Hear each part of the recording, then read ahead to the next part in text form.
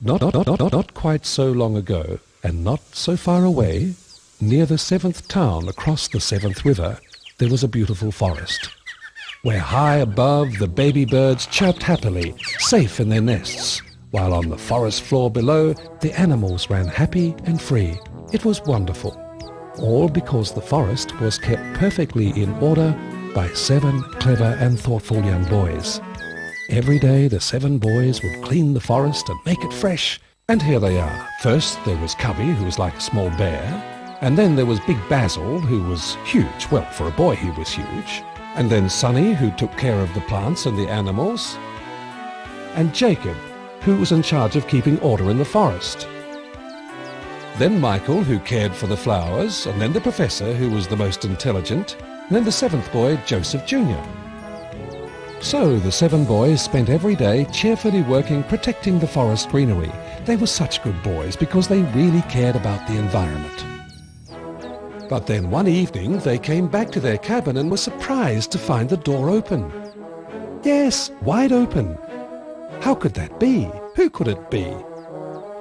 Oh, there's a funny face on the chimney. Look, and there's smoke. What is going on?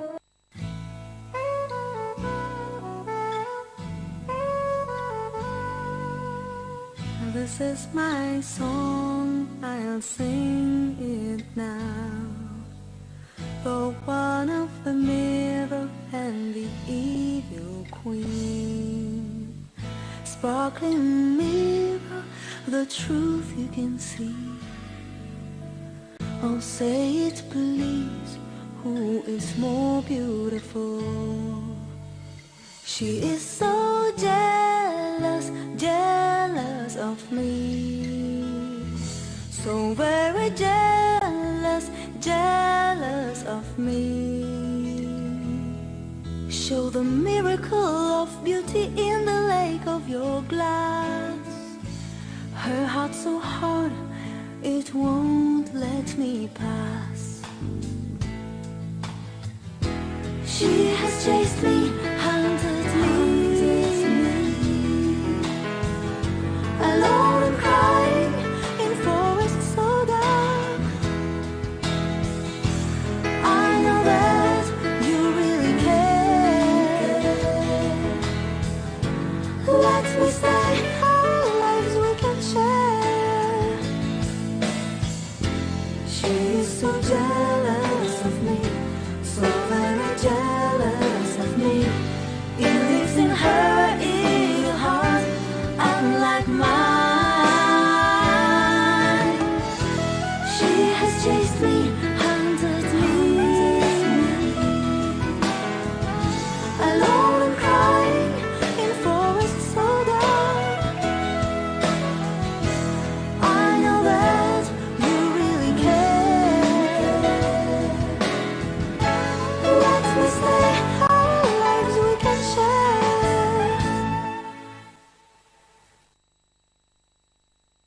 So Snow White came to stay with the 7 boys. Of course she did. And the boys promised they would look after her and keep her safe from the evil queen. Such noble, brave and clever boys. The next morning all 7 went to the forest and worked as hard as usual because they were happy that they had lovely Snow White to look after, as well as the forest to care for. They worked and worked and worked and worked. Their work hardly seemed like work at all. It was more fun than work. They were such good boys, weren't they? But then something terrible happened.